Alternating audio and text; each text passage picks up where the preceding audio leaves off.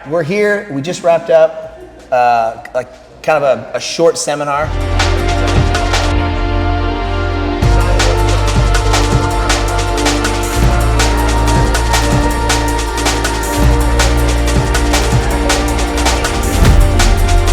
Yeah, constraints-led approach, CLA is like the wording. We talked a lot about wording. I talked a lot. I was just talking to someone else of like, it's probably the most un-ecological approach thing ever to have a 2-hour seminar and talk for 90 minutes of it. Or like that's the entire opposite approach of like limiting verbal feedback and letting them discover it on their own.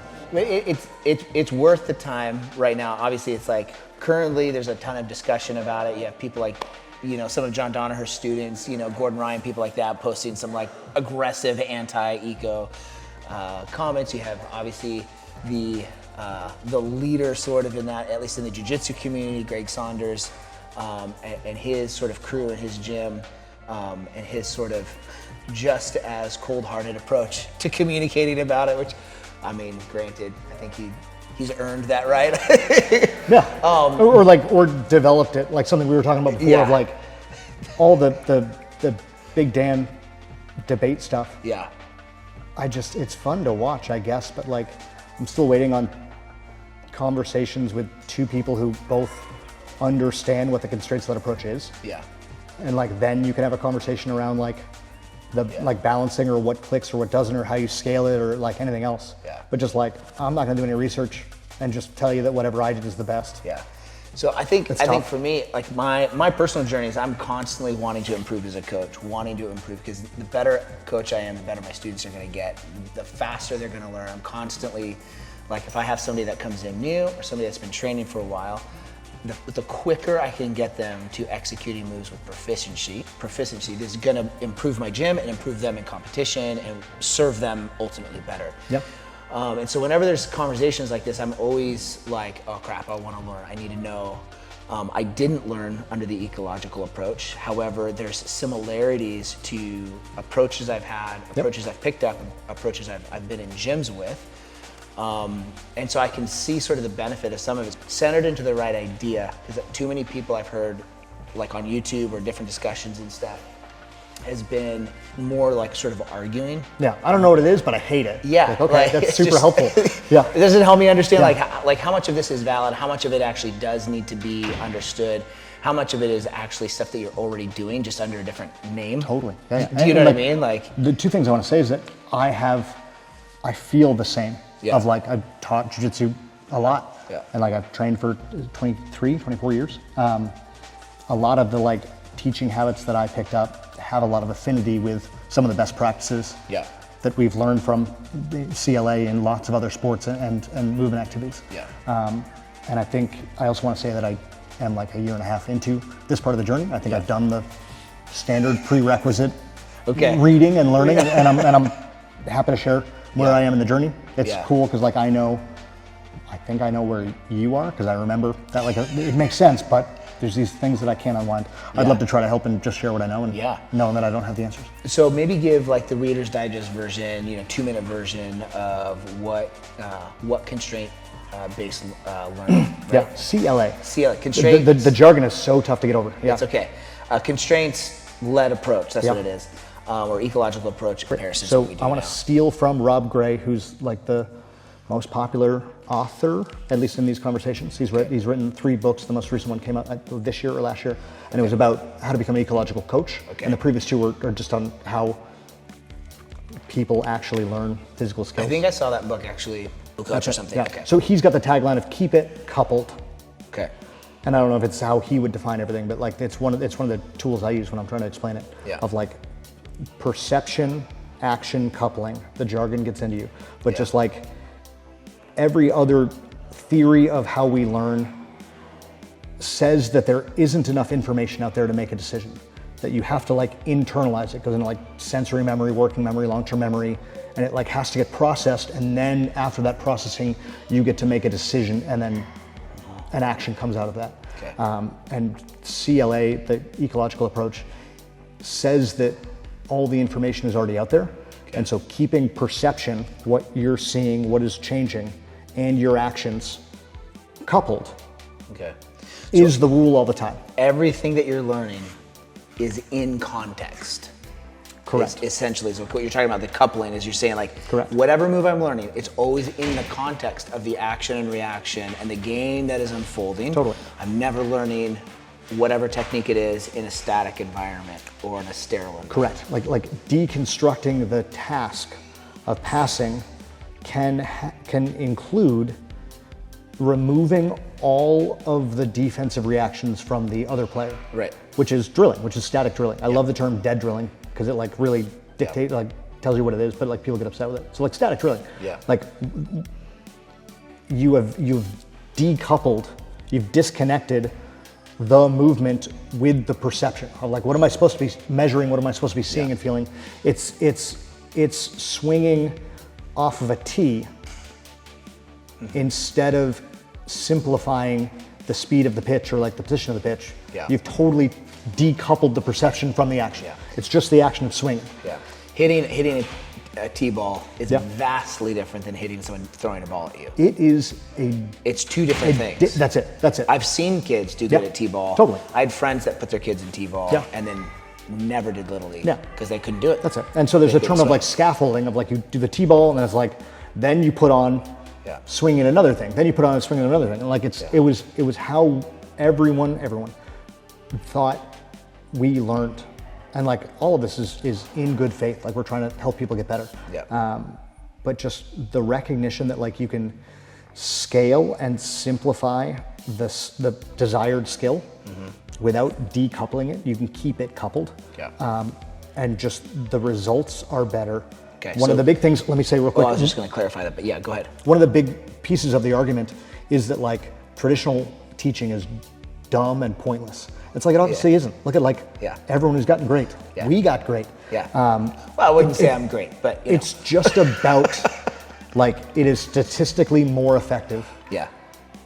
It seems to be statistically more effective Yeah. learning at this style.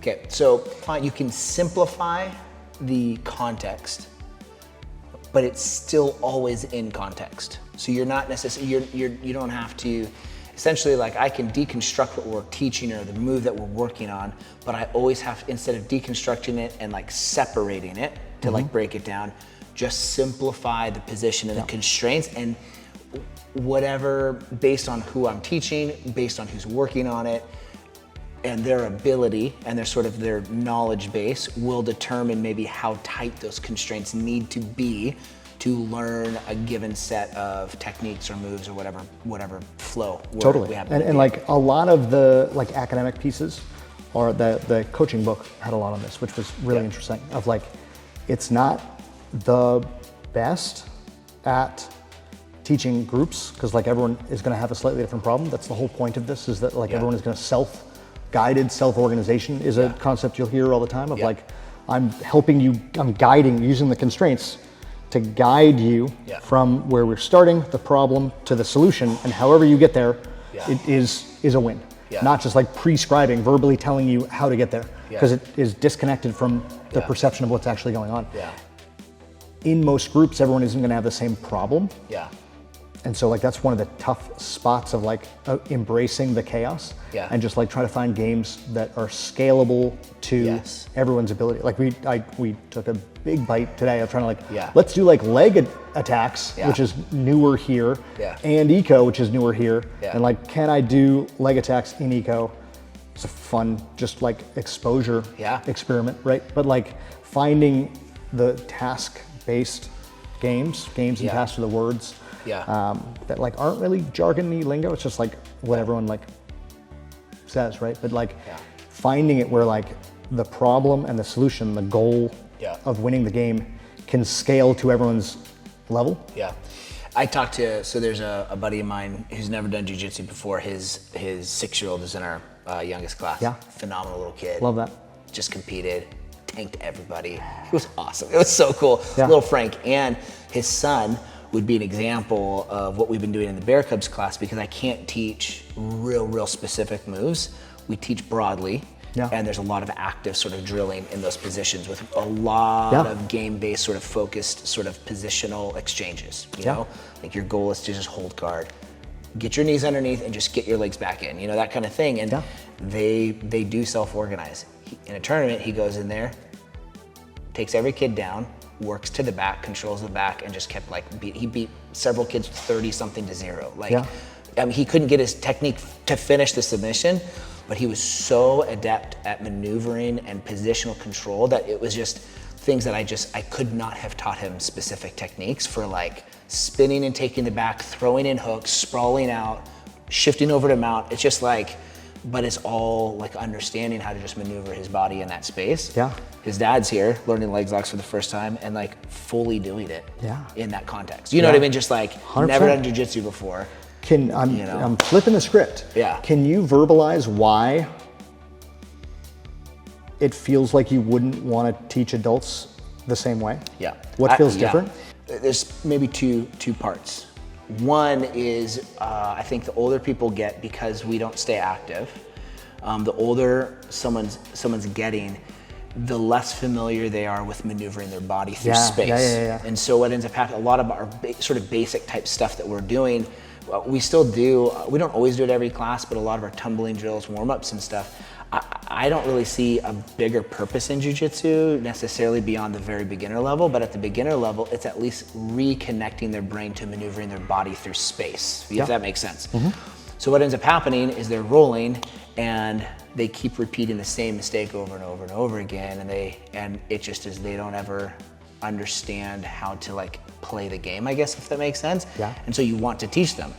You want to show them, like, how is somebody just gonna come up with the idea to break an arm the correct way? But the fear would be that no one is going to, I mean, okay, so for how long have we, like, you learn a cross choke, right? First week in jiu-jitsu from guard, probably at least first month, you're learning a cross choke, right? It was maybe 6 years before I ever pulled one off in a competitive environment, all right? Well, the things that I learned didn't really help me. Like, as I tried to do them myself, they always failed. A lot. They always failed. I had a coach show me a grip variation, and exactly how to torque my wrist the correct way. You know, it was just like these little fine things. The correct way. Thank you. Not like that's one of the big eco things that I love saying. Like, there is no one true path. Yes, a correct way. Yeah. Now, the reason why it stuck was I had been attempting it for 6 years. And so there was a framework that little piece of knowledge had a place to sit in. So my brain grabbed it instantly. I wasn't focused on all of the components of the cross choke. I just needed this one little piece of why I could never get someone to tap with it. You know, this one little bit of closing the space off, you know, and just the slight angle, right? I think what makes me nervous is, one, trying to accelerate that process for someone. I don't want someone to struggle for 6 years before they can pull off a cross choke correctly. I don't want people to get discouraged in their journey.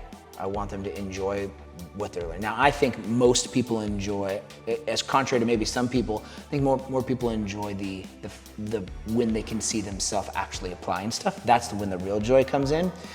So we've always incorporated live drilling. I can kind of share like where I've seen some real similarities to what you did tonight to some of what we do, but not with less specificity, maybe. You know what I mean? So it's like the way that you're teaching is like, okay, it makes it way, I'm way less afraid of it, I guess, if that makes sense. Way more like, I'm actually closer to this.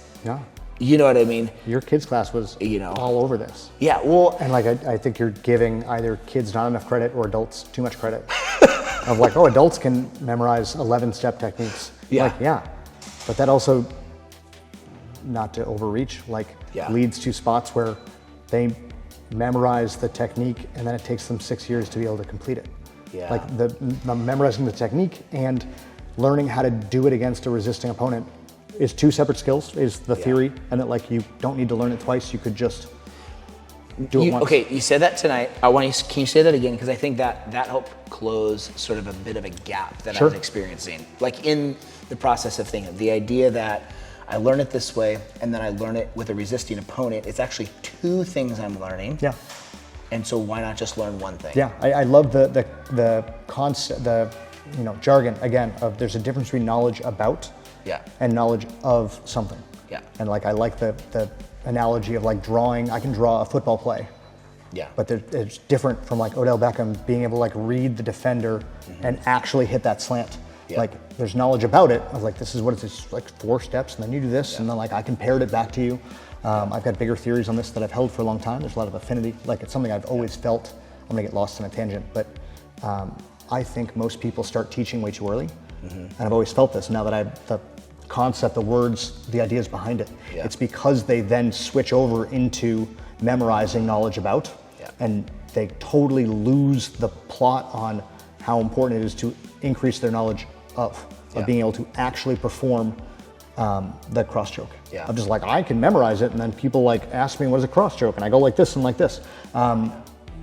So like, maybe I'm overreaching, maybe I'm not saying things correctly, but I believe I have drank enough of this Kool-Aid where I believe that like they're separate things, and so you kind of have to learn them both. Like you memorize the cross choke, and then you had to like learn the skill of performing it, and a lot of that is the perception action of like we can't all be Hodger and just cross choke the world.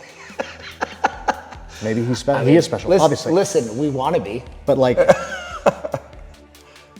yeah, for sure. I gotta get taller. But like, when is the right time to attempt the cross choke? Is very rarely part of that technique. And I think like one of the things that like really clicks to me, and I'm telling a different story, but hopefully it is talking about the same thing. I remember so many classes, and I'm not picking on instructors, just the style I struggled with. It's like, cool, we're in headquarters. You knee cut, and then you smash pass, and then you X pass, or you can long step. But like being able to tell which one you are supposed to, like going through the Rolodex of like, oh, it's the knee cut, I'm waiting for a cue, then I get to process it, and then I have an action. Versus just like, don't let their feet get back in front and get in front of their knees. Like however it organizes is gonna work.